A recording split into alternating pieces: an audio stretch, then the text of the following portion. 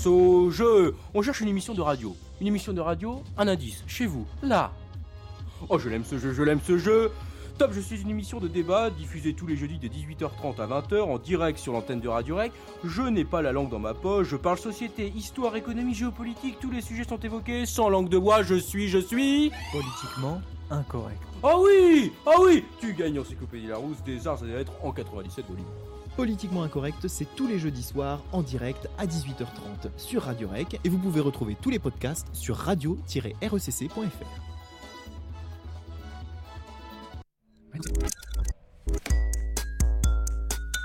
Radio Rec. It's air.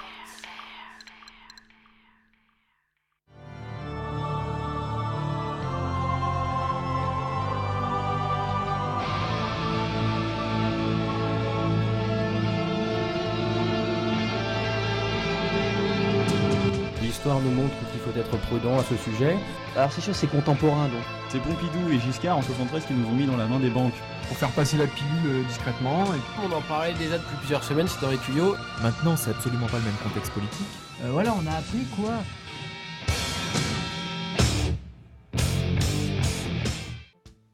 Bonsoir à tous et bonsoir à toutes, bienvenue dans Politiquement Incorrect. C'est un plaisir de vous retrouver pour cette nouvelle émission. Nous sommes toujours en 2015, nous sommes le 22 janvier. Et ce soir avec moi, toute une équipe de choc. Et parmi eux, Hugo. Bonsoir Hugo. Bonsoir Nico et bonsoir à tous. Bonsoir Marc. Salut Nico, salut à tous. Et bonsoir Maxime. Bonsoir Maxime. Lequel ? Bah toi. Bonsoir. Puisqu'effectivement ce soir nous avons le plaisir d'accueillir en plus de Maxime, Max. Je ne dis pas de bêtises Max. C'est ça. Bonsoir Voilà. Nico, bonsoir à tous. Max de Cinebdo, même si les fidèles auditeurs de Cinebdo ne t'entendent plus beaucoup depuis la rentrée pour des raisons bien sûr d'emploi du temps, mais voilà, tu viens nous faire un petit coucou ce soir. Voilà, c'est ça. Dans cette Bonsoir à émission. Merci Maxime et bonne année à toi. Bonne année. Dans cette émission ce soir, nous allons revenir brièvement sur Charlie Hebdo. Plusieurs de nos chroniqueurs ont quelques informations complémentaires à nous donner. Marc sur l'aspect international et d'ailleurs Hugo aussi a quelques petites choses à nous annoncer, notamment sur le livre, en relation avec le livre de Michel Houellebecq, vous le savez, qui faisait polémique juste avant qu'on parle des attentats et puis après l'actualité a un petit peu laissé place à d'autres éléments. Dans cette émission aussi, nous parlerons du Nigeria. Marc introduira le sujet et puis nous irons débattre sur ce sujet du Nigeria à partir des éléments que nous apportera Marc ce soir. Et puis bien sûr, n'hésitez pas à réagir à cette émission sur nos Facebook Politiquement Incorrect et sur Twitter Incorrect. Voilà, RECC pour REC, puisque c'est le nom de la radio. Voilà, et puis quand vous réagissez, on peut en parler les semaines suivantes dans cette émission, et puis éventuellement vous contacter si vous souhaitez venir nous rejoindre. Voilà, on lance cet appel toujours sans cesse à ceux qui veulent nous rejoindre, qui sont sur le campus de la Cité des Cartes. N'hésitez pas pour participer à cette émission. Et puis, je rappelle le concours que nous avions lancé juste avant Noël. Si vous souhaitez participer à ce concours, vous allez sur le site de la radio. Dans les émissions politiquement incorrectes depuis fin décembre, nous vous posons cette question. Alors les garçons, est-ce que quelqu'un se souvient de cette question que nous posons à nos auditeurs ? Hugo. C'était de savoir quel était le nom du président rwandais qui avait été assassiné en 94. Voilà. Le fameux avion. Oui. Et oui, puisque 50, si on peut donner des informations en plus quand même, ça serait intéressant. Voilà, rappelons effectivement que l'émission d'origine sur laquelle nous avions posé cette question avait une chronique sur le Rwanda que Marc nous avait présentée, et donc à plusieurs moments se trouve la réponse à cette question à laquelle vous pouvez répondre pour gagner un abonnement. Hugo, quelques mots sur cet abonnement ? Oui, un abonnement à l'hebdomadaire Courrier International. On s'était dit que comme on traitait pas mal de questions internationales dans cette émission, un abonnement à ce journal-là pouvait être intéressant à nos auditeurs. Et voilà, pourquoi pas aussi les amener à participer à cette émission de manière ponctuelle également. Et regardez cette transition, nous leur aurions bien proposé un abonnement à Charlie Hebdo, mais comme on n'y avait pas encore eu les événements, on ne pouvait pas encore le faire. Voilà. J'aurais pas été pour, personnellement. Et je sais pas si tous les chroniqueurs ici présents auraient été d'accord. Eh bien, parlons-en de Charlie Hebdo. Marc, l'affaire de Charlie Hebdo vue de l'Afrique. Car selon toi, effectivement, on ne parlerait pas assez Enfin, on ne parlerait pas. On n'a pas beaucoup abordé cette question du point de vue de l'Afrique. Tu avais, la semaine dernière, effectivement, posé des jalons sur cette question et tu souhaitais y revenir cette semaine. Et on commence un petit peu à en parler dans les médias, effectivement. Oui, ça se référait au petit débat qu'on avait eu avec Hugo. J'avais dit qu'il y avait évidemment des conséquences hors frontières, quoi. Il y a toujours avec cette société de communication où on peut tout lire un peu partout. Et donc justement suite à la manifestation du 16 janvier, en fait une partie de l'Afrique et même beaucoup de pays d'Afrique sont insurgés contre cette France communiant les Charlies disparus. Des drapeaux français ont été brûlés, des bâtiments, des églises aussi également. Et pour les chefs d'État africains qui ont rejoint cette marche nationale, comme le Malien Ibrahim Boubacar Keïta, le voici désormais désigné comme l'ennemi de l'islam. Donc voilà, il y a quand même de sacrées conséquences, surtout que le Mali, avec sa branche Touareg et Berbère et Peul, comprend des fidèles qui sont de religion musulmane. Alors personne ne s'est demandé justement comment l'Afrique allait percevoir ces événements, et pour une grande partie, ces dessinateurs n'étaient que de simples blasphémateurs pour l'Afrique, dont la punition fut aussi tragique que légitime, et ils ont été désignés comme des héros, ceux qui ont fait ces actes terroristes. Les foules manifestantes ont été aussi en France caractérisées comme complices en fait des insultes qu'on a fait au prophète, et de plus notre président ayant rejoint les rangs de la manifestation, cela a signifié pour beaucoup d'entre eux que la France et ses citoyens étaient coupables aussi du crime de Charlie Hebdo, enfin de cette caricature faite du prophète dans Charlie Hebdo. Et au Niger, suite à la parution de Charlie Hebdo, donc cette nouvelle parution où on a recaricaturé le prophète, Boko Haram a attaqué le centre culturel du Zinder, et l'affaire Charlie Hebdo, cette nouvelle parution est selon moi un élément de trop, s'ajoutant à d'autres éléments qui font que l'Afrique a une certaine rengaine vis-à-vis des Occidentaux, qui est la démocratie, aussi cette question de l'avortement, aussi la question du mariage homosexuel, qui sont désignés pour beaucoup, y compris ceux qui manifestent contre Charlie Hebdo, qui sont considérés comme des déviances totalement immorales. Donc je dis pas que c'est toute l'Afrique, mais en tout cas une partie de l'Afrique. Un monde traditionnel. Voilà, et puis même sans être forcément fondamentalement traditionnel, je parle pas des gens qui sont totalement en lien avec les chefferies ou autres, mais beaucoup, regardez l'homosexualité, notamment au Cameroun, c'est un crime de lèse-majesté, enfin je veux dire, c'est quelque chose qui n'est pas encore accepté. Et donc voilà, donc les conséquences de ce que j'annonçais la semaine dernière à Hugo, et je disais que voilà, la France n'est pas isolée, tout est visible, lisible, l'information n'a pas de frontières, ce que démontrent les conséquences en Afrique de cette affaire de Charlie Hebdo. Et en voulant, je pense, affirmer cette prétendue liberté d'expression, on met grandement en danger la France, ses citoyens, et surtout au niveau de l'Afrique, ses ressortissants. Parce que c'est bien évidemment des ressortissants français qui ont été attaqués, ou le centre culturel français. Voilà. Juste petit coup de gueule. Je vais nuancer peut-être un petit peu ton propos, et je laisserai ensuite Hugo, Maxime et Max réagir s'ils le souhaitent. Mais en disant que tu parlais de l'information qui n'a pas de limite, certes, c'est vrai dans un certain sens. Par contre, c'est pareil, la désinformation ou encore...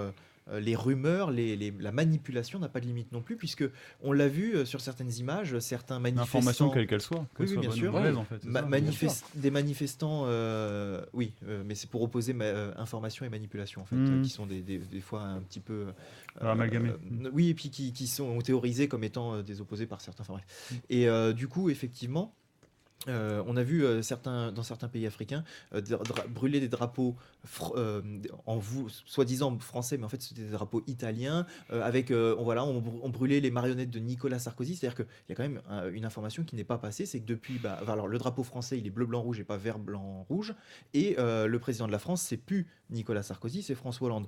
Donc il y a eu aussi des choses comme ça qui ont été relevées ci et là dans les médias, où on voit, dans les médias et sur les réseaux sociaux, où on voit aussi des amalgames, des petits problèmes, et voilà, et donc il fallait le dire. Donc manque d'information aussi dans certains pays qui ne savent même pas ce que c'est que Charlie Hebdo, qui méconnaissent totalement la presse française, et qui ont entendu parler de blasphème, de caricatures outrageuses envers le prophète Mahomet, etc., sans pour autant avoir déjà lu ou sans savoir ce qu'est Charlie Hebdo.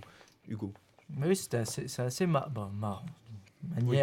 Certaine manière, marrant de voir que les gens brûlent des églises, 45 églises brûlées au Niger, alors même que Charlie Hebdo est loin d'être pro-chrétien.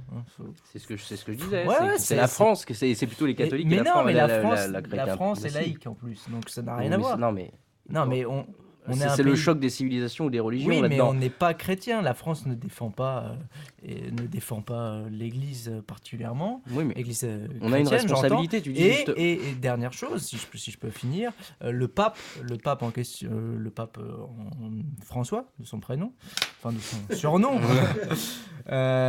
lui-même s'est détaché vis-à-vis de Charlie Hebdo. Il a pris de grandes distances et a même critiqué véhément l'action de Charlie Hebdo. Donc, attaquer des églises comme ils l'ont fait, ça me paraît surprenant. Et comme tu as semblé le dire, Nicolas, voilà, ça tourne autour d'une certaine manipulation des masses, en l'occurrence.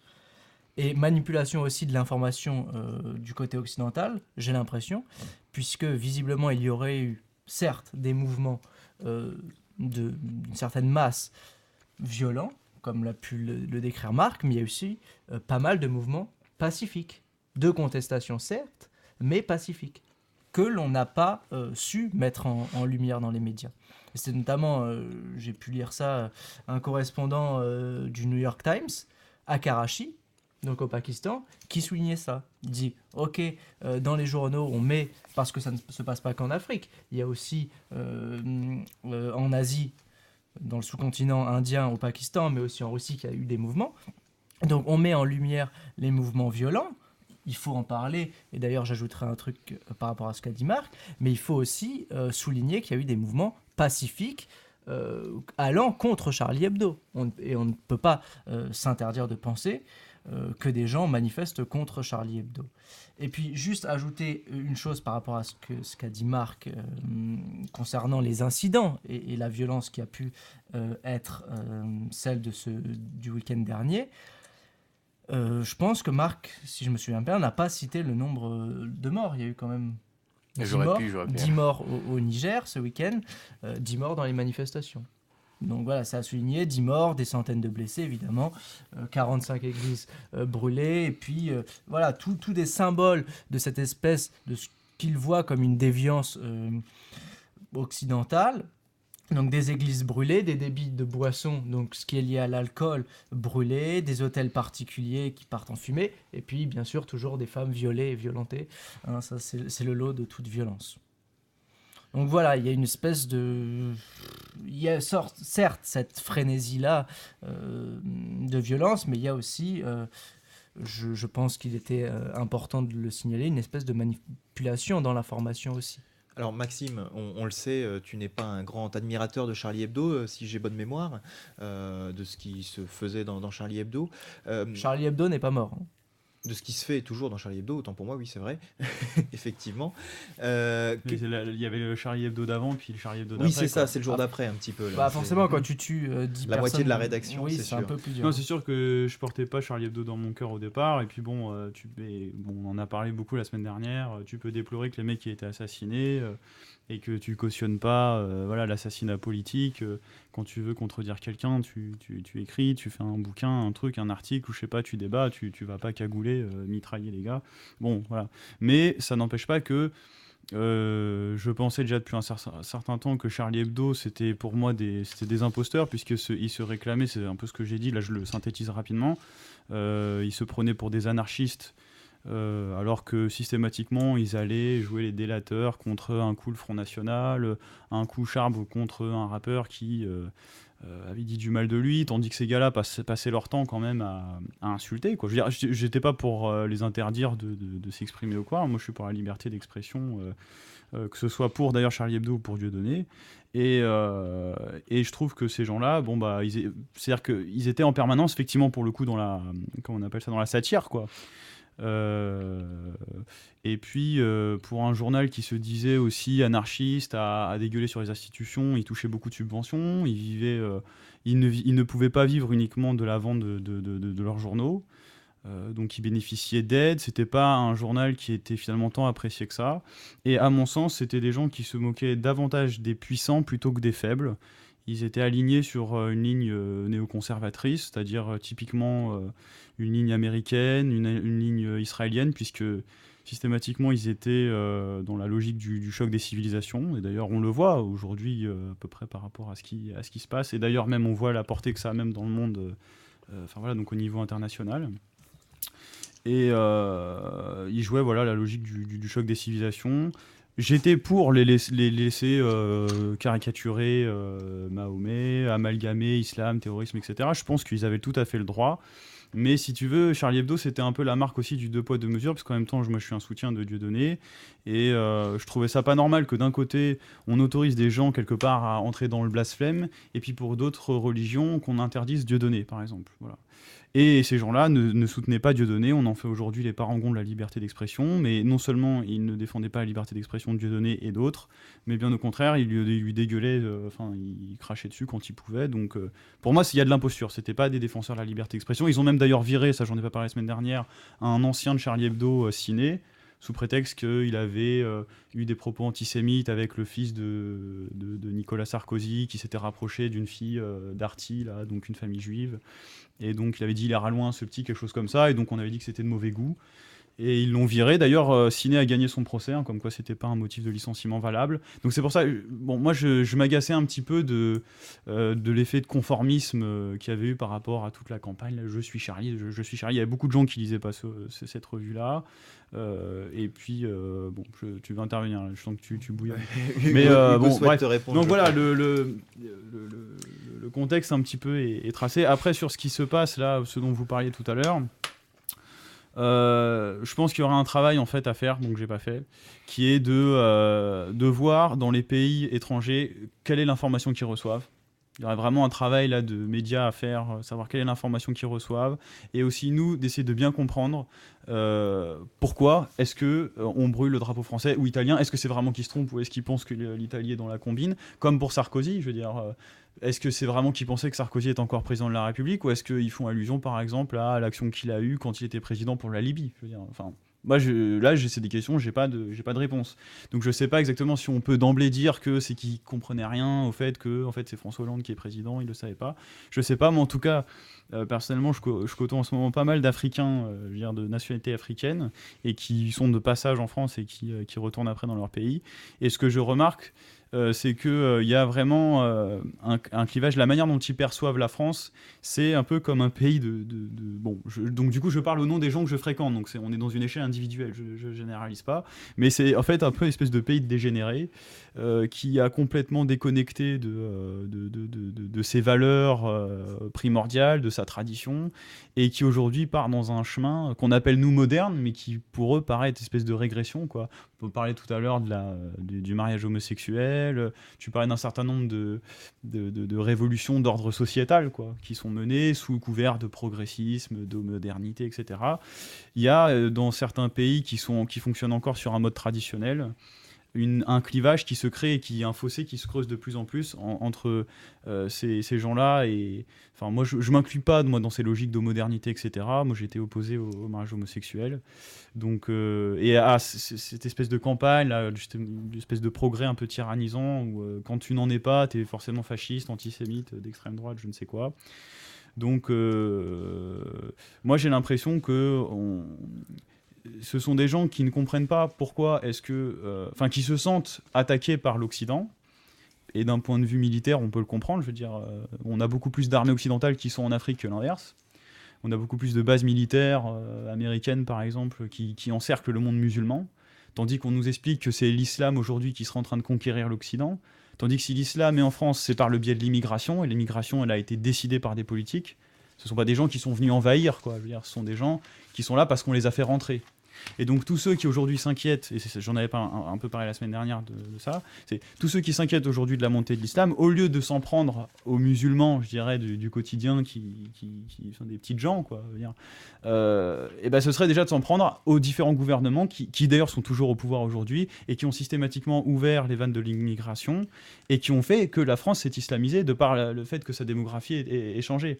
Or ces mêmes gens aujourd'hui s'attaquent aux musulmans mais continuent de voter PS par exemple ou UMP. C'est-à-dire qu'ils continuent d'entretenir les causes de ce qui se juge délétère et néfaste, quoi. Donc bon, voilà, moi je termine là-dessus. On a compris ton point de vue. Voilà. On va laisser... Du coup, j'ai dû résumer, synthétiser un peu là pour tout le début. On va laisser Hugo te répondre puisque j'ai vu qu'il prenait des notes, qu'il réagissait et tu l'avais observé aussi. Et puis ensuite, nous ne priverons pas Max de sa liberté d'expression également. Non, si, c'est vrai qu'on peut parler. Je pense que dans un objectif de débattre, on va peut-être laisser la parole à Hugo afin qu'il puisse te répondre et ensuite je passerai la parole à Max. Et Hugo, je sais que tu as effectivement lu le Times, alors je ne sais pas si c'est cette semaine ou précédemment, magazine qui précise effectivement un point de vue américain sur la situation, justement sur les musulmans, en disant que on a tendance à... Enfin, tu souhaites le dire toi-même peut-être, à présenter l'article que je n'ai pas lu.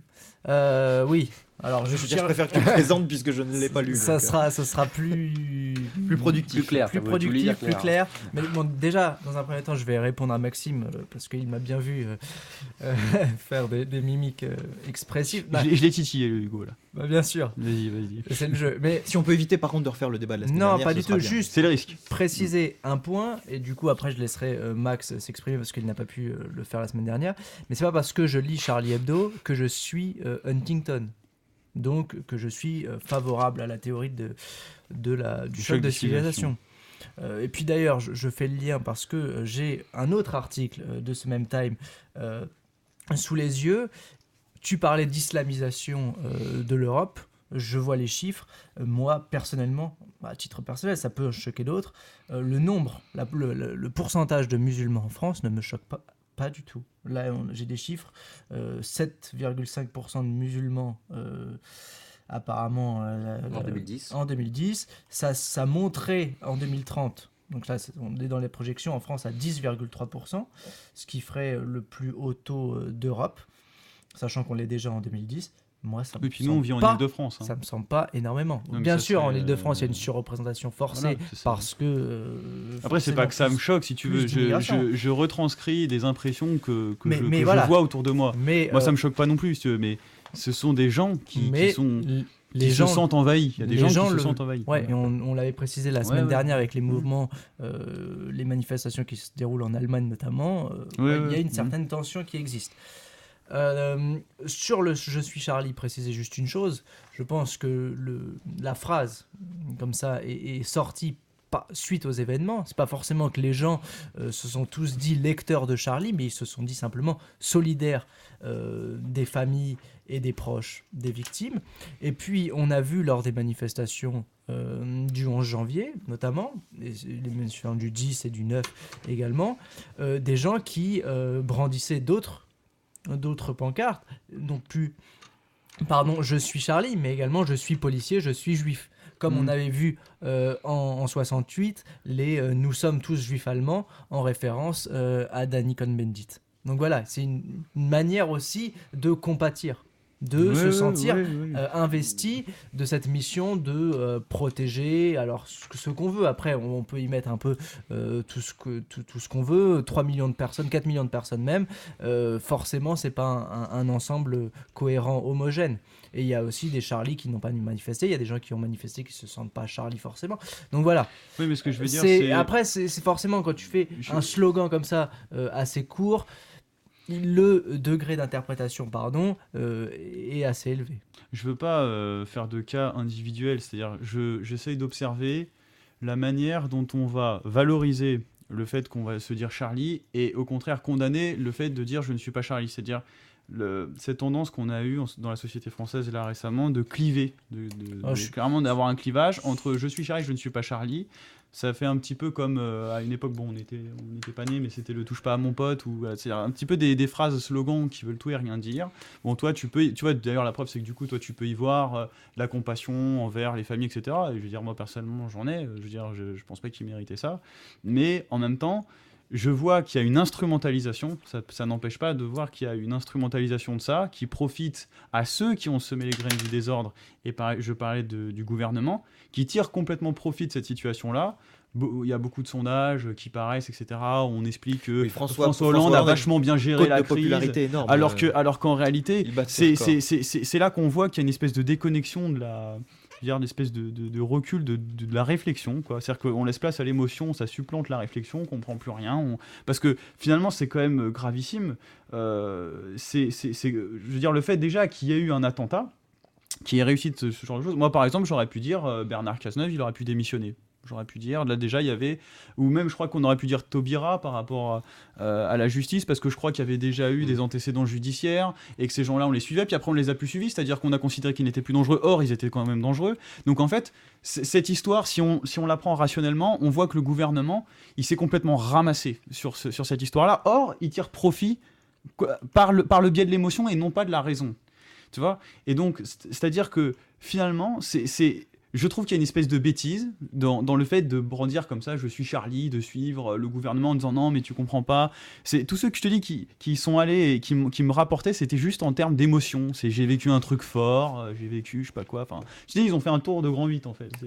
Mais je trouve qu'il n'y avait pas vraiment de réflexion politique, parce que si on avait une vraie réflexion politique derrière, je pense que au-delà de l'émotion qui est naturelle, mais qu'il faut parfois savoir dépasser pour réfléchir, c'est non seulement il faut pas marcher avec François Hollande et son gouvernement, mais c'est lui qui, enfin je veux dire en partie quoi, qui sont responsables. C'est François Hollande et puis même aujourd'hui là les problèmes qu'on a, c'est-à-dire l'image de la France à l'image internationale, c'est une accumulation d'un certain nombre de choses. Je parlais de la Libye et de Sarkozy, on pourrait parler du Mali, de Hollande, etc. Je veux dire, tout ça, c'est une accumulation de choses qui fait que la situation dans laquelle on est, elle est comme ça, elle est vraiment, vraiment négative, quoi. Et je trouve qu'il y a une espèce de naïveté dans ce truc de je suis Charlie, à tout le monde qui suit, etc.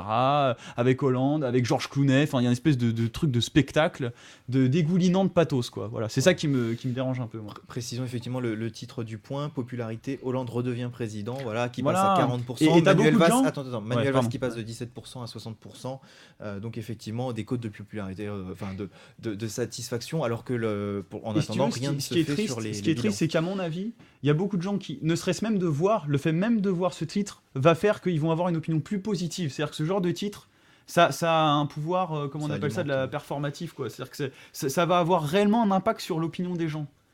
Je pense que là, il y a vraiment une espèce d'instrumentalisation d'un truc horrible finalement. Hugo n'a pas terminé sur l'article. Voilà, ensuite, je tiens quand même qu'on laisse parler Max, qui n'est pas venu pour rien quand même.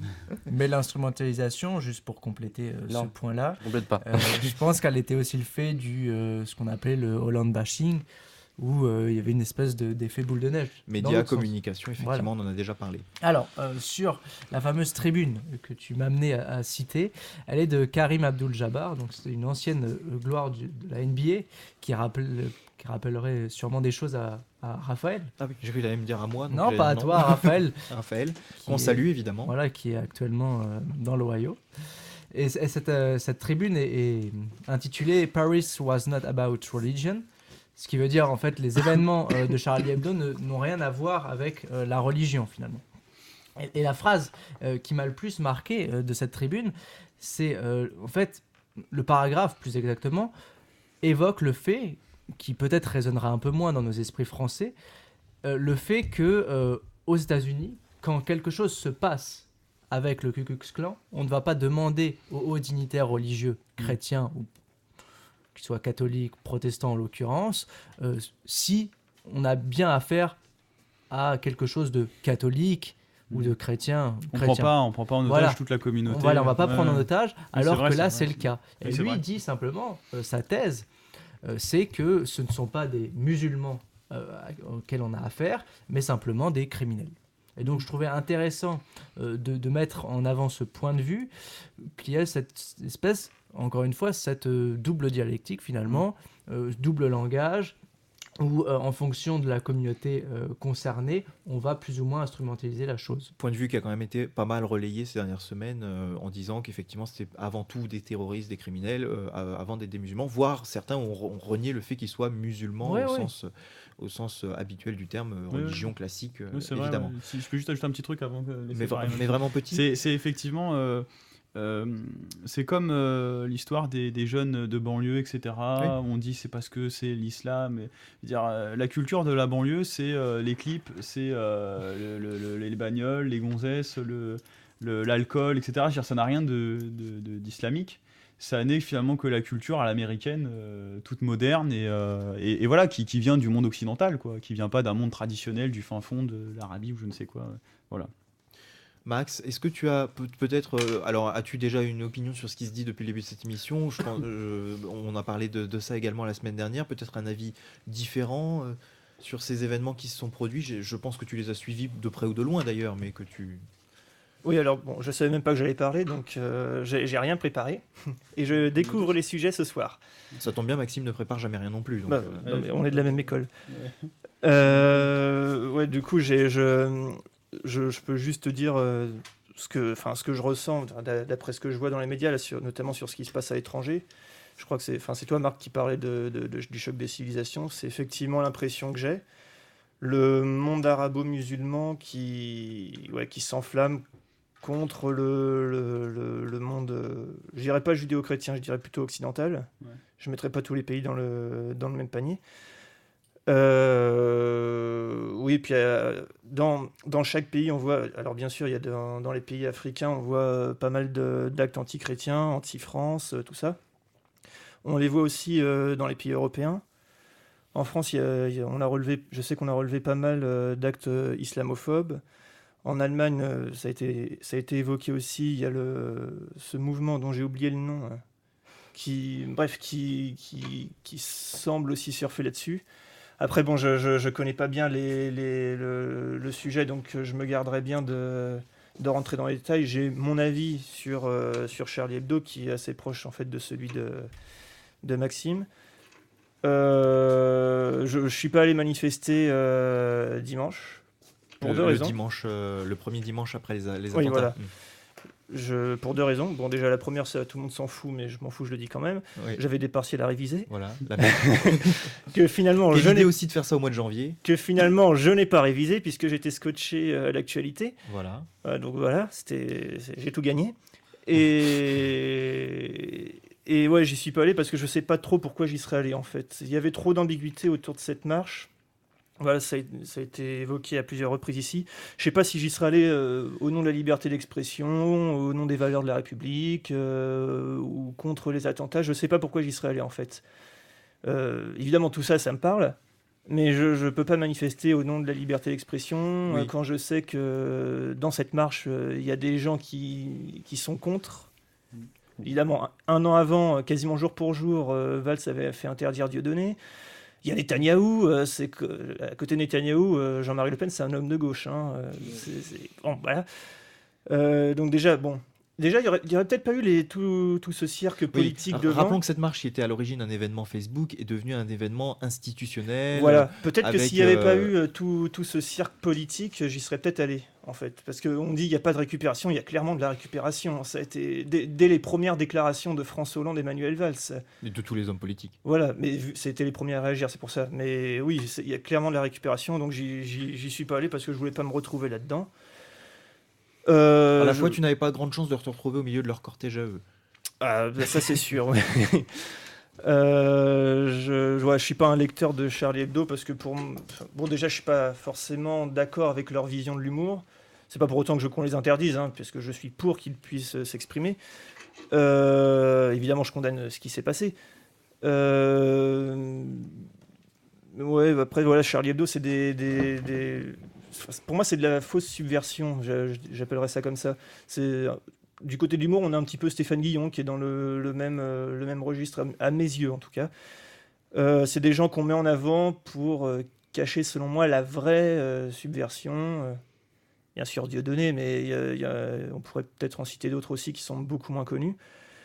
Voilà, donc je rentrerai pas. On les met un peu comme les limites finalement de la liberté d'expression et au-delà d'eux, on n'aurait pas. Ouais, voilà, c'est ça. Ce serait plus de la liberté d'expression. Il faut condamner finalement, d'après toi. C'est ce que tu penses de. Oui, voilà, c'est leur vision des. Alors après, je sais même pas s'ils les voient comme la limite de la liberté d'expression, mais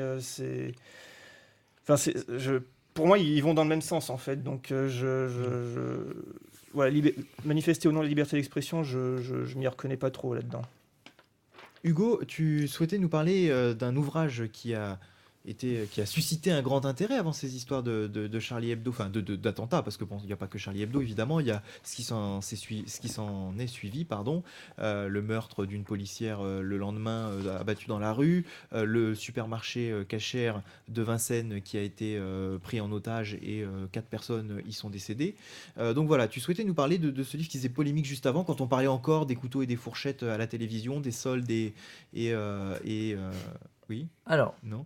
je Michel Houellebecq. veux parler d'un auteur qui fait Oui, polémique, qui fait non polémique, mais pas de son lu- livre. pas de son livre qui fait polémique. Parce que je n'ai pas lu Soumission, le fameux ouvrage qu'il a sorti au mois de janvier et pour lequel il était en pleine promotion quand les événements de Charlie Hebdo, les événements Charlie Hebdo, l'hypercacher. Les deux informations etc. principales à l'époque, c'était Trierweiler et Houellebecq en fait. Oui, donc il avait Mais finalement, voilà, la situation a fait une sorte de promotion pour lui. Lui qui, visiblement, publiait son livre justement pour faire une contre-sortie par rapport à Zemmour. Ce qui n'a pas été compris par tout le monde. Bien sûr. Sachant que Michel Houellebecq est une personne très bizarre par ailleurs. Rien qu'à voir sa tête et rien qu'à voir la manière dont il... Gollum avec des cheveux. C'est ça, Gollum moins vieux un petit peu, c'est un peu ça. Hein. La manière dont il parle, la manière dont il écrit, et ce qu'il écrit aussi. Mais bref, je lisais justement, pendant les événements, un livre qu'il a sorti il y a 15 ans, je crois, Plateforme, qui parle, qui n'a rien à voir, hein, qui parle du tourisme sexuel en Thaïlande. Et le hasard fait qu'il se passe des attentats, en Thaïlande, et que Michel Houellebecq, ou du moins le narrateur, est amené à parler d'islam. Et je trouvais le passage assez éloquent et qui avait une certaine résonance aujourd'hui de par l'actualité de Michel Houellebecq et de par l'actualité générale de la France. Donc je vais lire. On peut certainement rester en vie en étant simplement animé par un sentiment de vengeance. Beaucoup de gens ont vécu de cette manière. L'islam avait brisé ma vie et l'islam était certainement quelque chose que je pouvais haïr. Les jours suivants, je m'appliquais à éprouver de la haine pour les musulmans. J'y réussissais assez bien et je recommençais à suivre les informations internationales.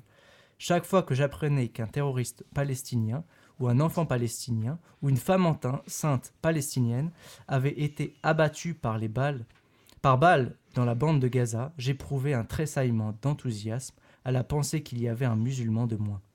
Oui, on pouvait vivre de cette manière. Donc voilà, je trouvais que le passage pouvait refléter d'une certaine manière... Mais tu peux nous En en dire un rappelant peu que plus sur le c'est contexte de la fiction, parce que- évidemment. Non mais genre, justement pour Alors- voir cette phrase-là, elle arrive dans quel contexte Alors- C'est-à-dire, est-ce que c'est pour toi de l'ironie? Est-ce qu'il dénonce quelque chose? Est-ce que tu penses qu'à travers ça, il donne son point de vue personnel? Enfin moi, du coup, vu qu'on l'a sorti du contexte, on sait pas trop comment l'interpréter, quoi.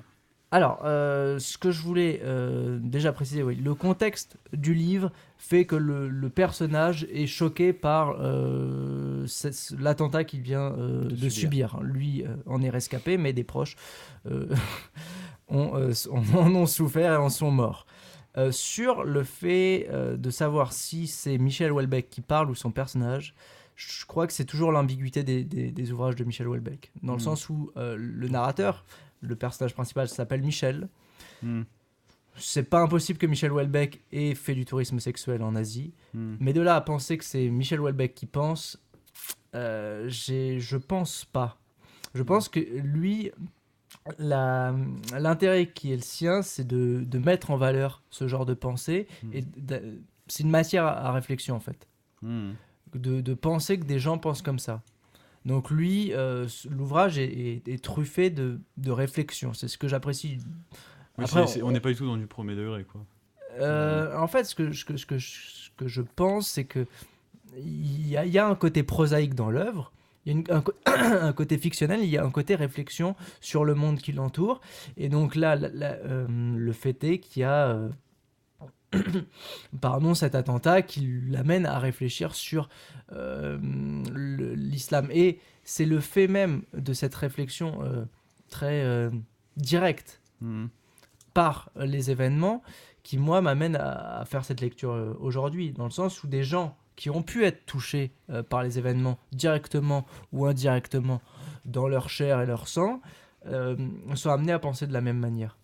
Dans le sens où on est touché, où un proche est mort, un proche a été blessé par une fusillade, où la République est sous la menace du terrorisme islamiste, les gens se mettent à penser comme ça. Et je trouve que c'est assez intéressant de voir ça à travers la Il fiction avait déjà aussi. ces sujets-là, et ça date de quand ça Ça date Il y a 15 ans. il y a 15 ans. D'accord. Je- Oui, c'est pas la date exacte, c'est juste. C'est 2001, voilà, donc 14 ans.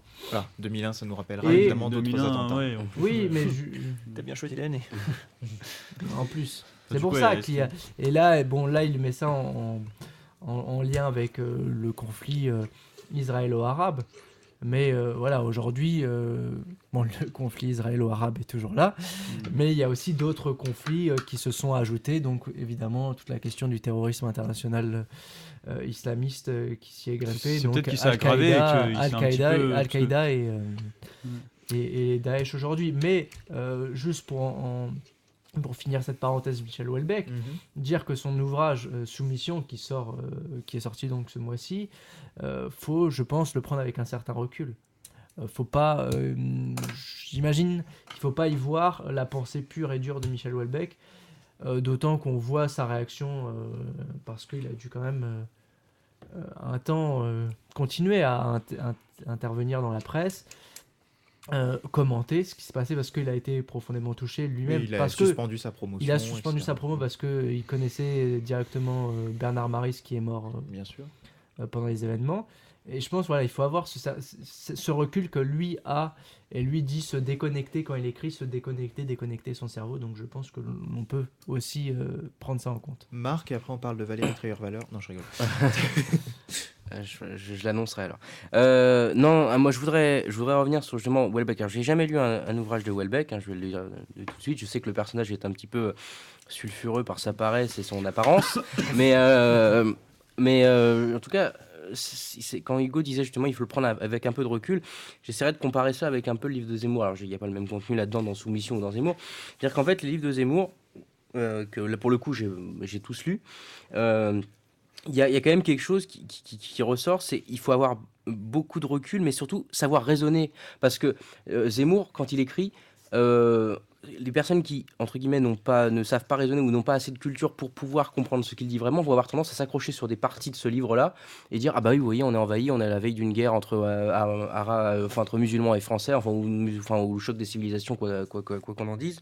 Mais il y a quand même quelque chose d'important. Quand par exemple il dit qu'on va vers, quand Houellebecq dit oui, Hugo faisait le parallèle plutôt avec les attentats, mais en disant devant ces attentats-là, on peut voir des personnes, des familles, des gens qui vont dire ouais bah oui, c'est les Arabes. Bah, regardez, c'est le Tesson qui s'est fait virer du point d'ailleurs.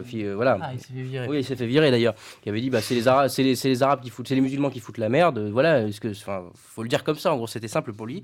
Et je pense que il y a beaucoup de livres qui aujourd'hui où on est vraiment dans cette idée, mais que Charlie Hebdo illustre très bien, dans cette idée d'un peu de choc des civilisations. C'est un peu oui, alors les Arabes c'est les méchants, eux c'est les gentils, etc. On est vachement dans des visions bipolaires. Et ça demande vachement de raisonnement, de pouvoir lire des livres sans forcément y accrocher.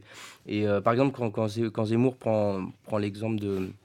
Comment il s'appelle il y aurait Paxton sur la France de Vichy. Quand Zemmour dit, par exemple, la France, certes, elle a tué des juifs, mais elle a permis à certains juifs, par sa politique, de ne pas tuer plus de juifs qu'elle n'aurait pu en tuer. Entre guillemets, c'est quoi le problème là-dedans de dire ça, surtout que Milza, qui est un des grands historiens de cette période-là, a dit, certes, Zemmour, textuellement, il a raison, mais on aurait pu faire autrement et du coup, ça aurait pu dégénérer moins que ça. Mais il y a quand même quelque chose à dire, c'est qu'on a l'impression que certaines personnes qui peuvent adhérer à cette idée-là, le prennent juste pour un gens content en disant bon bah finalement Vichy c'était bien. En fait, le propos de Zemmour c'est pas de dire ça, c'est de dire finalement il faut raisonner un petit peu et voir que la finalité de ça c'était quand même ça et ça aurait pu être bien pire, ça aurait pu être mieux mais ça aurait pu être bien pire. Et c'est dans tous ces raisonnements-là et je pense que ce sont des livres qui en soi sont des bombes à retardement si on les lit comme ça et qu'en fait on raisonne que sentimentalement. Et là avec la période de Charlie Hebdo on raisonne très sentimental et on a perdu cette raison avec un grand R au sens de Kant pour le coup qui dit voilà il faut savoir prendre des sujets et n'importe quel sujet et c'est notamment le cas de Dieudonné. Il faut pour certains nous on est des gentils on parle un peu de tout mais le sujet Dieudonné, c'est un vrai problème. Comment ça se fait aujourd'hui que Dieudonné interdit sur les deux limites libérales de la liberté d'expression qui sont les plus subjectives, à savoir apologie du terrorisme et incitation à la haine. Ce que l'on disait, Ce sont des vraies questions qu'il faut poser. Et je pense qu'aujourd'hui, on est peut-être dans le 21e siècle et peut-être le siècle des sentiments, notamment avec le 11 septembre et puis maintenant Charlie Hebdo. Ça va très vite de pouvoir faire des analyses qui en fait n'en sont pas. Maxime, Oui. tu souhaitais répondre Oui, pour assez rajouter rapidement à ce que vient de dire Marc, pour prolonger un petit peu ce qu'il dit, c'est vrai que peut-être que là, notre siècle est un peu celui où on est beaucoup plus dans l'émotion que la raison. C'est un peu ce que je disais tout au début. Et puis, on est donc du coup dans une baisse, une chute du niveau de réflexion qui nous pousse à avoir des raisonnements un peu binaires, quoi. Un peu manichéens, c'est tout blanc, c'est tout noir, et de pas avoir le sens de la nuance et de la pondération. Et je pense que c'est un peu dangereux parce que c'est ce genre c'est-à-dire qu'en gros, c'est plus ou moins, quoi. Et donc, c'est là qu'on peut avoir des clivages très importants. C'est pour ça, soit t'es Charlie, soit t'es pas Charlie. Ça rappelle un peu, c'était au moment de la Révolution. C'était devenu tellement politiquement incorrect finalement, enfin en l'occurrence, de ne pas être Charlie. D'ailleurs, c'est même plus que ça, c'est-à-dire que finalement tu t'exclus de la cité, quoi. C'est-à-dire que comme si certains ont lancé ça sur Facebook. Les gens me disaient, moi je me sens pas Charlie pour telle raison, etc. Et dès que ça a été des personnalités du style Jean-Marie Le Pen, du style Dieudonné, effectivement l'information est sortie tout à fait autrement. Oui, non, mais c'est la manière dont on balance l'information, mais aussi l'impact qu'elle a. Parce qu'on pourrait balancer n'importe quel. Je veux dire, de toute façon, les médias, c'est catastrophique, quoi. Mais je veux dire, le problème, c'est que ça a un réel impact dans la population. Je veux dire, t'as beaucoup de gens qui sont conscients que faut pas prendre pour argent comptant ce qu'on nous dit. T'en as qui le disent, mais qui prennent quand même pour argent comptant. Mais c'est vrai que on voit qu'il y a des effets concrets dans la société. On voit vraiment des clivages sur des choses qui sont très vague, on sent qu'il y a beaucoup d'émotions, tu sais, c'est souvent, voilà, tu disais Dieudonné, c'est incitation à la haine, Dieudonné c'est la haine. Moi j'y suis avec des gens comme ça, où justement, moi je posais la question, je dis tu veux défendre la liberté de Charlie Hebdo, mais pas Dieudonné, pourquoi? Et tu dis non, c'est pas pareil, Dieudonné c'est l'incitation à la haine, oui, mais pourquoi plus que Charlie Hebdo? Enfin, et finalement, ça s'énerve, truc, et finalement, ces gens-là ils adoptent un comportement qu'ils prétendent dénoncer. C'est-à-dire que ce sont ceux qui défendent la liberté d'expression qui finalement sont les plus gros censeurs, ce sont ceux qui prétendent être les plus subversifs qui finalement nous récitent un cours de catéchisme en permanence de l'idéologie dominante. Et c'est un peu, je te dis, la Révolution française, c'est la liberté et pas de liberté pour les ennemis de la liberté, quoi. Du coup, il faut vraiment cliver truc en deux. Et ça, moi, ça m'inquiète un petit peu, quoi. Ça devient compliqué d'avoir une opinion nuancée, il faut tout de suite choisir son camp et c'est tout blanc ou tout noir. Et ça fait des trucs un peu prédictatorial, quoi. Tu sais, ça fait déjà dans la pensée. Merci à vous pour cette première partie. On a dépassé un peu la moitié de cette émission et je vous l'avais annoncé dès le début de cette émission. Nous allons maintenant passer à une actualité toujours internationale puisqu'on a décloisonné un petit peu le sujet des attentats et on l'a ouvert à l'international et on va poursuivre sur cette lancée avec Marc qui va nous parler Nigeria. Nigeria, les Big Three. Boko Haram et le pétrole, tel est l'intitulé de cette chronique que tu nous proposes ce soir et je vous propose de commencer par un petit aspect historique et géographique tout simplement. De quoi est composé le Nigeria en termes ethniques, j'imagine, en termes de population, c'est souvent par cette entrée que tu débutes. Toujours. C'est même toujours par cette entrée. Mais c'est la base. Voilà. Après, il y a d'autres choses, mais c'est la base. Eh bien, nous t'écoutons, Marc. Ouais, attention. Faut assumer, faut parler dans le micro, Max. Non, mais il a cité quelqu'un que j'aime beaucoup, un historien qui est Bernard Lugan, et c'est vrai qu'à chaque fois, je pioche un petit peu là-dedans en complément, et c'est très intéressant. Donc, le Nigeria, et j'ai voulu en parler aussi parce que je sais qu'Hugo adore Jonathan Goodluck, ce nom lui plaît beaucoup, et je me suis dit, je ne peux pas passer à côté de ça. Non, vraie raison, évidemment, les massacres qui s'y passent en ce moment, d'ailleurs, pour faire le parallèle avec Charlie Hebdo, oui, alors tout le monde est Charlie Hebdo, mais personne n'est nigérian. Enfin, vous voyez, il y a tout de suite cette reprise-là. Et donc, l'État nigérian, c'est un mastodonte. C'est quand même 100 millions d'habitants. Et on le distingue généralement, dont tous les politologues africains le font, entre trois régions. D'un côté, les Haoussa, Fulani, c'est-à-dire les Peuls et les Kanouris, c'est un ensemble qui sont plus ou moins 25% de population qui vivent au nord, ça c'est le premier groupe.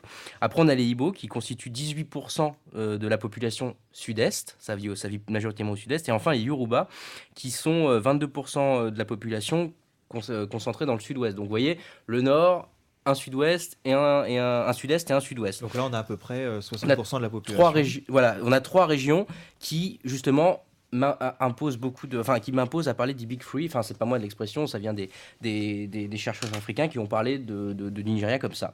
Le reste, justement les 40% que tu soulèves, sont des petites ethnies, des minorités ethniques, ce qu'on appelle, et qui composent le reste du pays, mais pas suffisamment importantes pour pouvoir avoir un poids, ne serait-ce politique ou autre. Donc c'est pour ça c'est pour ça qu'on peut parler des grands 3 justement, de ces 3 grandes entités. Alors de 60 à 66, les Igbo, donc ceux qui vivent donc au sud-est, contrôlent l'État. Ils ont été instruits lors de la colonisation par les missionnaires catholiques et ils détenaient la quasi-totalité des postes importants qui en Afrique sont majoritairement l'administration et l'armée. C'est les 2 postes clés en Afrique, surtout l'armée qui permet de prendre le pouvoir, on va le voir tout de suite. Alors ensuite, les Yoruba comportent, quant à eux, alors les Igbo sont majoritairement des chrétiens, missionnaires catholiques, je le reprécise. Les Yoruba, donc qui sont eux dans le sud-ouest, comportent des musulmans, des chrétiens, des animistes, mais avec une majorité musulmane quand même. Et lors de la guerre du Biafra, qui a été menée contre les Igbo, ils se rapprochèrent de la première entité. Je vais dire la première entité, c'est ce triptyque, je vais éviter de répéter, mais pour une seule fois, donc les Aoussa, les Fulani, qui sont des Peuls, et les Kanuri. Et ce rapprochement lors de la guerre du Biafra, avec le rapprochement des Yoruba avec cette première entité, leur a permis d'avoir une tranche du pouvoir, parce qu'ils ne sont pas suffisamment, puisqu'ils sont 22% de l'ensemble. La première entité est démographiquement plus importante. La dernière entité, donc ce triptyque dont je parlais tout à l'heure, dont les Peuls, constitue en fait une confédération ethnique, forte tradition guerrière, nordistes, donc ils vivent au nord, et ils sont surtout tous musulmans, quasiment tous musulmans. Alors ils sont plus individualisés parce qu'on compte, il y a pas de chrétiens, il n'y a pas d'animistes, c'est vraiment un bloc religieux. Et ils contrôlent majoritairement depuis l'indépendance l'armée, le pouvoir. Et notons que sur 8 des 12 chefs d'État succédant à l'indépendance, 8 des 12 appartenaient à cette population, donc cette première entité. Donc il y a vraiment une domination du pouvoir et dans l'armée de la part de cette première entité. Je vais l'appeler HFK, comme ça va aller plus vite. Alors on parle de domination, mais il y a surtout une cohabitation qui s'organise depuis les années 1960. Et comment cette cohabitation s'organise-t-elle ? Après l'indépendance, il y a eu 2 revendications qui ont été opérées. Les grands groupes, donc les 3, les Big Three, voulaient absolument avoir un régime fédéral parce que ça leur permettrait, le régime fédéral, d'avoir plusieurs États qui leur permettraient de garder leur domination. De l'autre côté, les 40% restants disent non, il faut surtout pas avoir un État fédéral parce qu'on va perdre notre pouvoir. Et finalement, ils ont échoué, cette minorité, les 40%, et furent exclus de la vie politique qui, désormais, depuis l'instauration de l'État fédéral, se joue à 3 depuis les indépendances.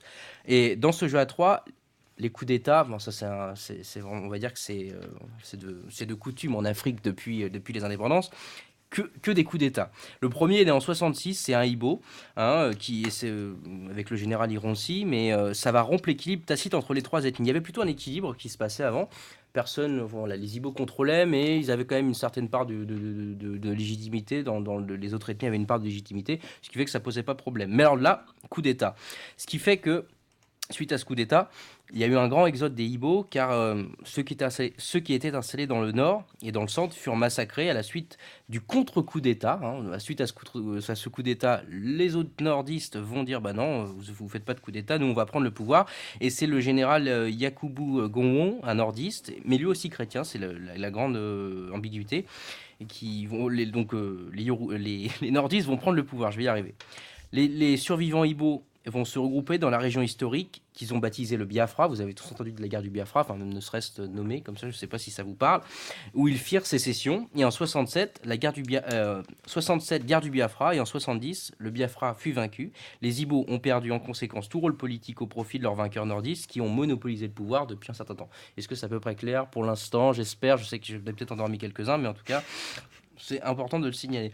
En 75, donc le chef d'État qui a pris le pouvoir après la guerre du Biafra, qui est Yakubu Gowon, il est renversé par un autre général nordiste et musulman, de son nom de famille, Murtala Mohamed.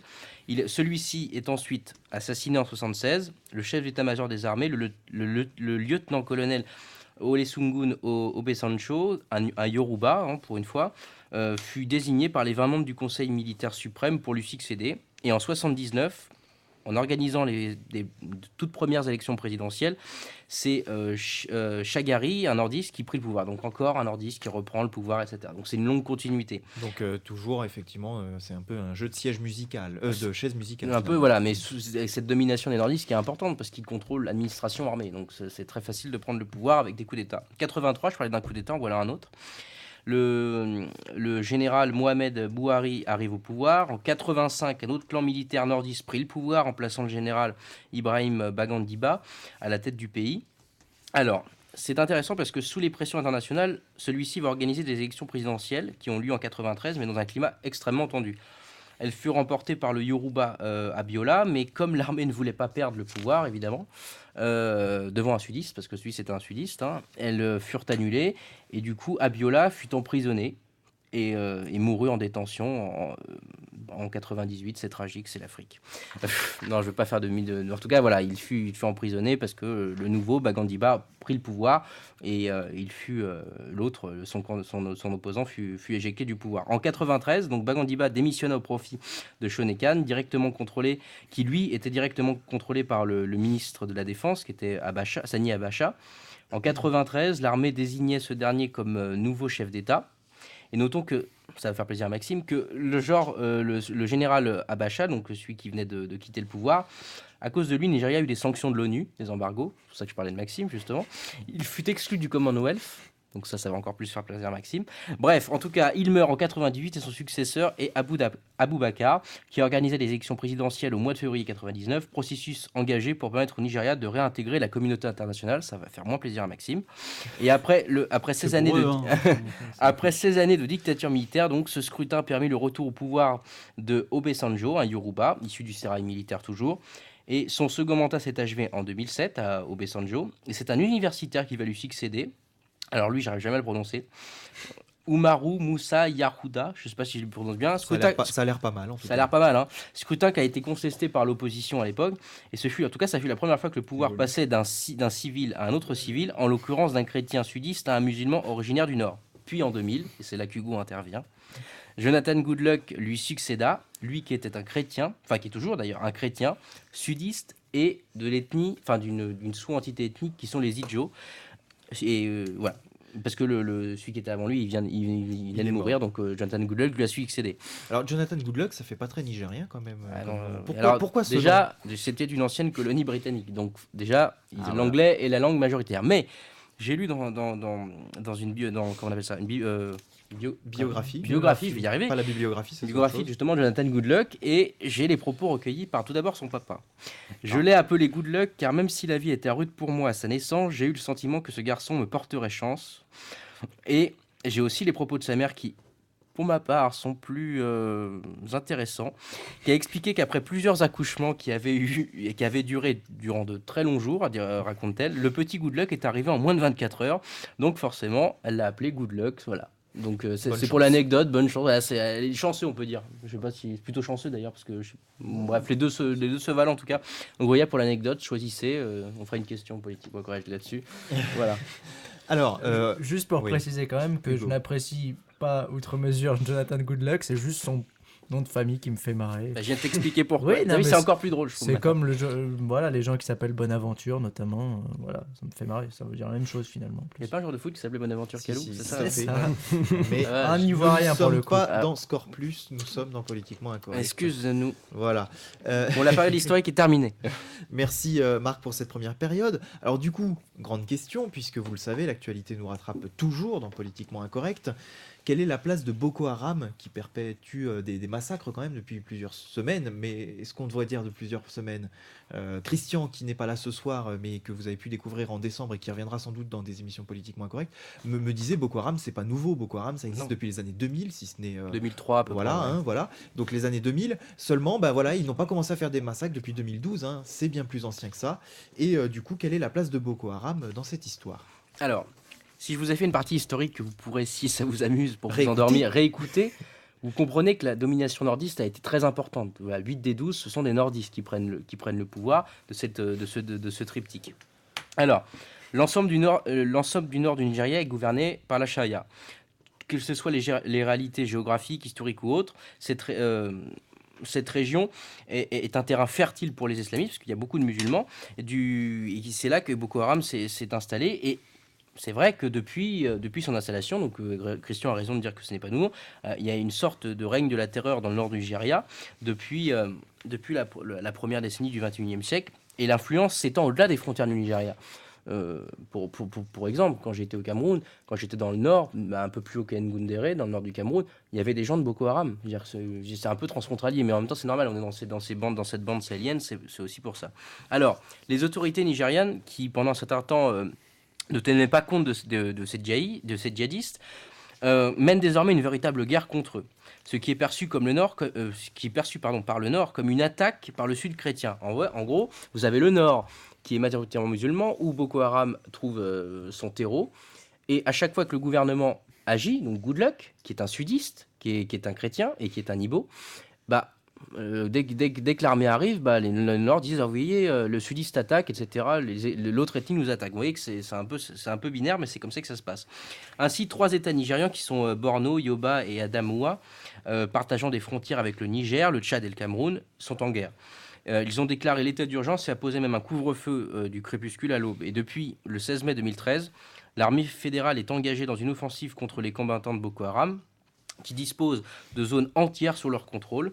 Mais l'armée, en tout cas, a été incapable. C'est la raison pour laquelle Biya a proposé éventuellement des combats. Biya, qui est le président camerounais, qui a proposé des soldats. Alors, Boko Haram exploite largement la frustration, ce que je disais, du moment de la frustration politique des élites du Nord, qui ne veulent pas voir le pays dirigé par un chrétien du Sud, en la personne de Jonathan Goodluck, ayant, ces dernières années, bouleversé l'équilibre des pouvoirs entre le Nord et le Sud. Et auparavant, les habitants du Nord contrôlaient l'administration et l'armée. Ils détenaient le pouvoir et pouvaient l'utiliser pour les revenus pétroliers, à leur propre avantage. Aujourd'hui, les sudistes à la tête du pays, les habitants du Nord ont été mis à l'écart politique. Et ils ont même perdu le contrôle de l'armée. Les fondamentalistes musulmans, quant à eux, contrôlent le Nord du Nigeria et tentent d'exacerber le fossé entre le Nord et le Sud, afin d'imposer l'indépendance du Nord, c'est ça le but, qui deviendra alors un État théocratique dans la tradition des Émirats du 19e, avec toutes les conséquences géopolitiques que ça pourra entraîner sur la région. Alors, c'est de brasser large.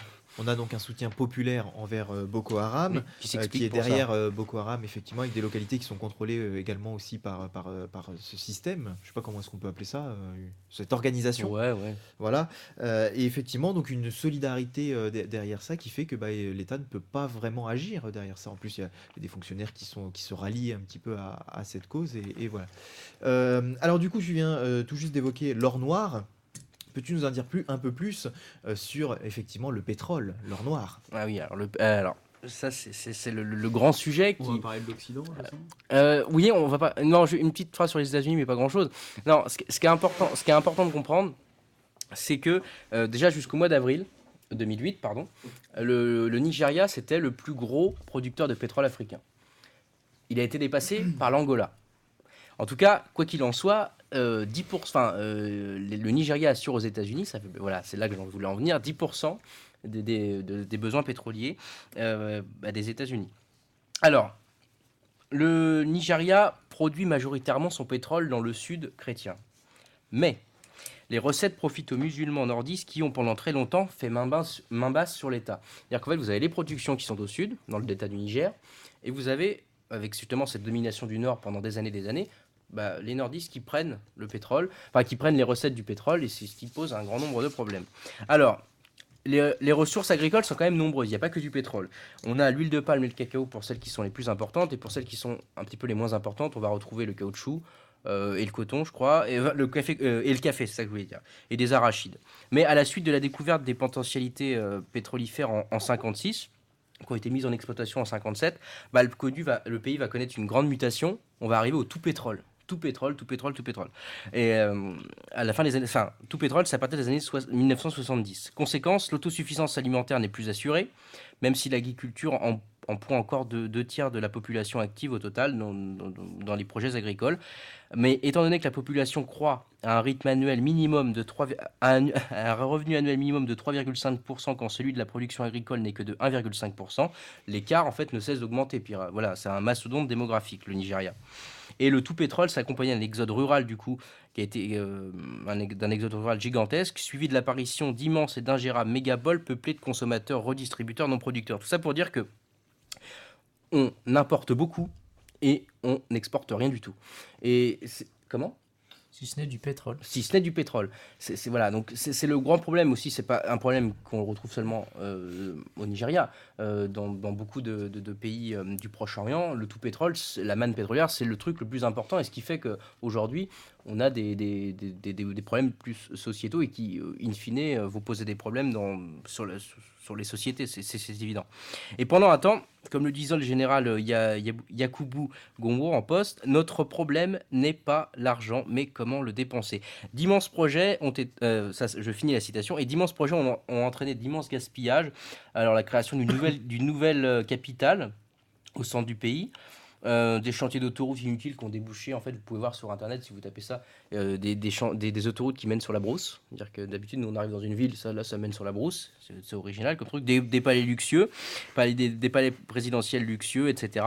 Et complétés par des détournements de fonds, y compris de la part de Jonathan Goodluck, qui est sans cesse encensé, je trouve, de la part de nos chercheurs français, mais qui en fait dans la réalité n'a rien à envier de ses prédécesseurs nordistes. Et là, c'est le moment où on demande si les gens ont bien suivi. Gowon, que Marc. Yakubu Gowon. Voilà. Alors, quelles années, messieurs, hein, son gouvernement 66, 75. Voilà. Vous n'écoutez pas. Non, je sèche là. Alors, en 90, en tout cas, les cours du pétrole vont s'effondrer. Le pays est en cessation de paiement. Le pays fut incapable de répondre à cet endettement vertigineux qui, en 2008, atteignait quand même 110% du PNB annuel, donc produit national brut. La France n'en est pas encore là. Soit 250% de toutes ses exportations. C'est original niveau chiffre. Par la suite, cela lui a permis de reprendre sa politique. Pardon, j'ai oublié de dire un truc. En 2000, les cours du pétrole s'envolent, ce qui a permis à ce pays justement de ne pas atteindre la banqueroute, et elle a repris d'ailleurs sa politique des grands travaux. Mais l'économie du pays demeure très fragile car elle dépend des seules ressources pétrolières, lesquelles totalisent 70% des revenus de l'État et 80% des recettes en devises. Donc ce n'est pas un moindre secteur. Ouais, non, c'est le premier truc. Alors, dernière question de cette chronique, et puis ensuite je vois là que nos camarades ont des questions à poser à Marc.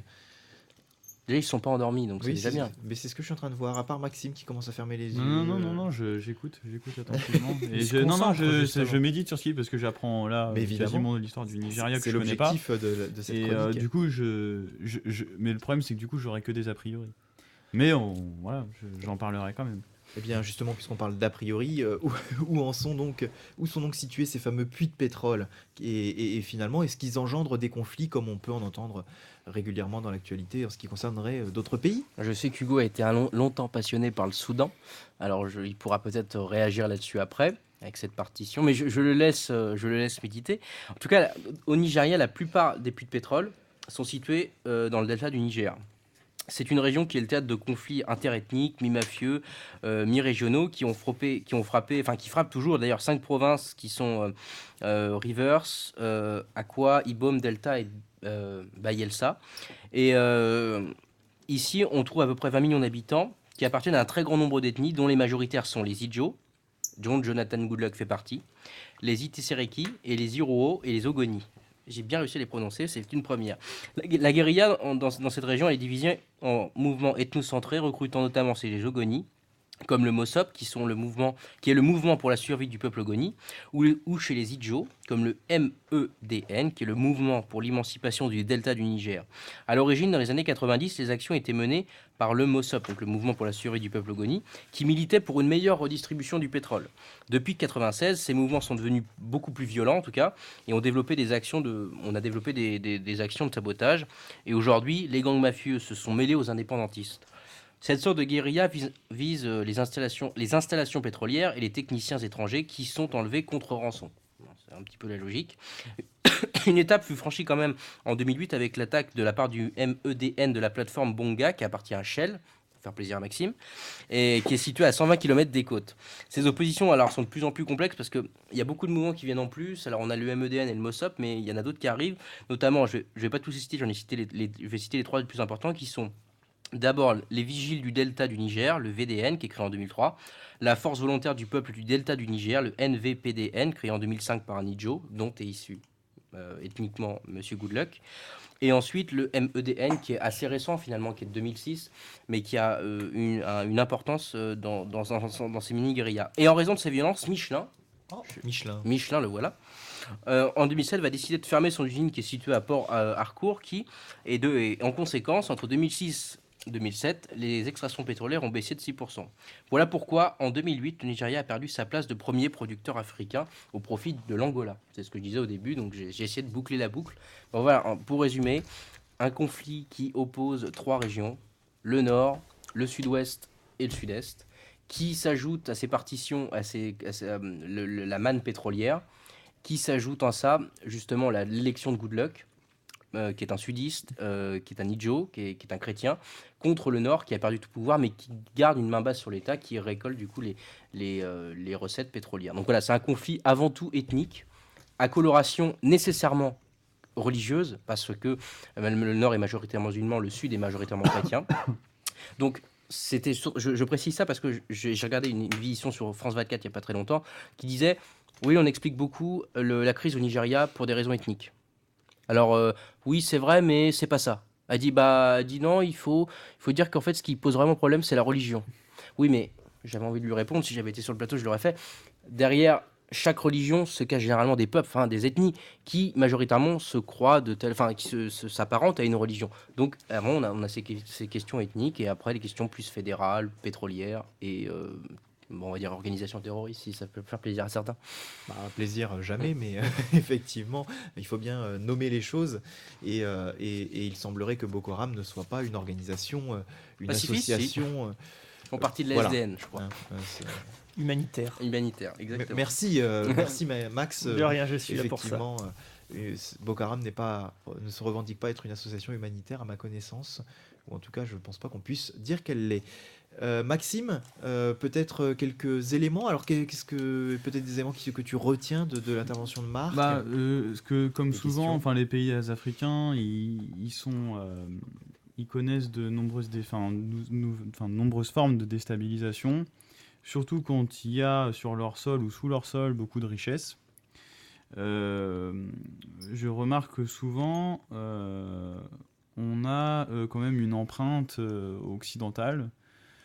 Et moi, c'est un peu là que je voudrais approfondir, puisque je connais quand même assez mal le sujet, je n'ai que des suppositions.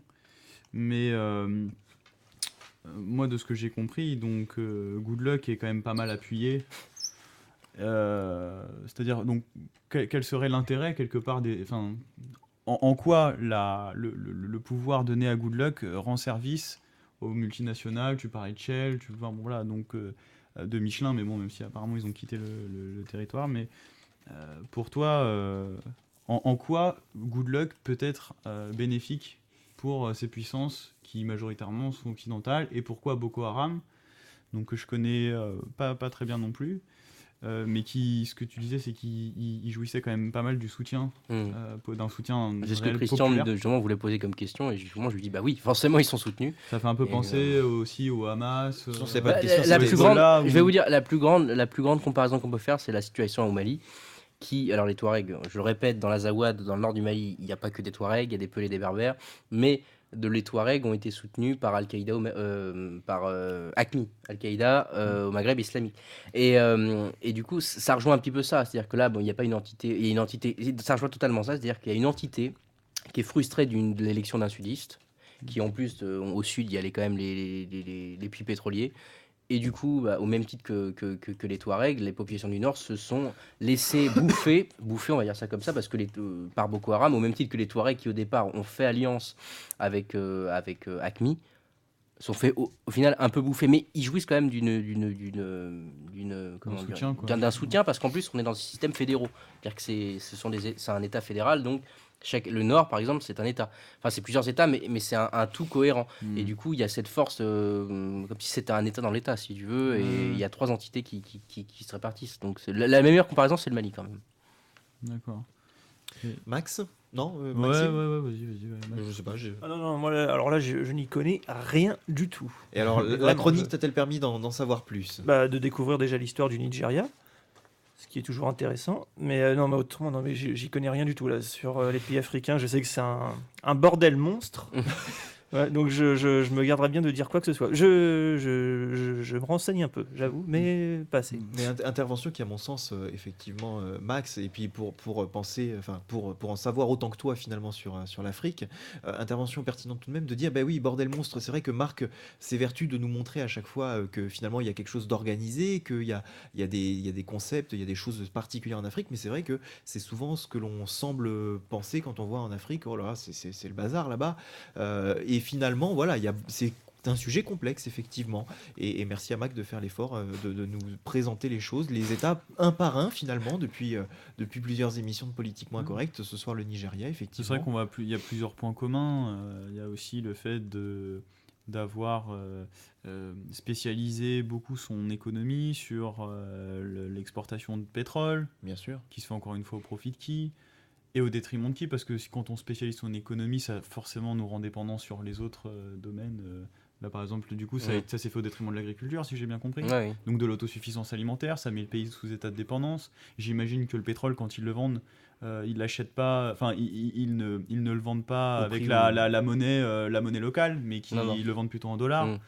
Qui sont Bon, perdants. voilà, moi, c'est ça. Si je creusais, si j'avais envie de creuser ce sujet-là, je regarderais dans ce sens-là. C'est-à-dire, quels sont les intérêts, là, occidentaux. Moi, je remarque souvent, dans les pays africains, quand on veut comprendre un peu ce qui s'y passe, au-delà voilà, de ce bordel apparent, on comprend pas bien, parce qu'en plus, c'est des structures un peu différentes des nôtres. On parle de tribus, on parle d'ethnie, etc.